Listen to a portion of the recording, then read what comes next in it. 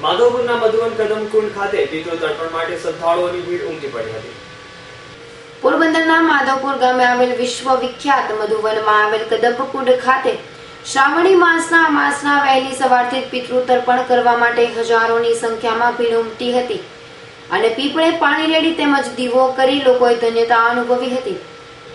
આ છેલ ઢીલો વર્ષોથી ચાલ્યો આવે છે અને આજે શ્રાવણી માસની અમાસના દિવસે પિતૃના મોક્ષની પ્રાપ્તિ માટે પિતૃ તર્પણના કાર્યક્રમો માધવપુર સહિત ગુજરાતભરમાં ઠેર ઠેર યોજાયા છે।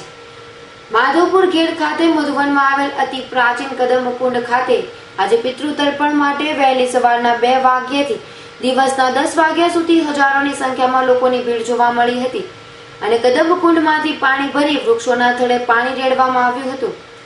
આ તકે શ્રદ્ધાળુઓ પોતાના પિતૃના મોક્ષ માટે દીવાઓ પણ કર્યા હતા।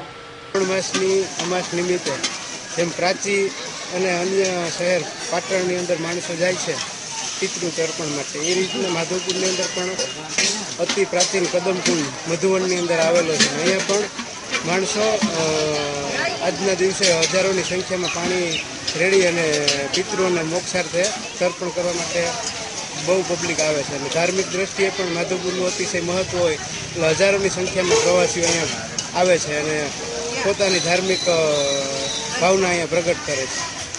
આજે શ્રાવણી માસની અમાસ છે, પિતૃ તર્પણ માટે થઈ અને અહીંયા લોકો કદમકુંડે બધા પિતૃઓને પાણી મોક્ષ પામવા માટે તેને પાણી પાવા આવે છે।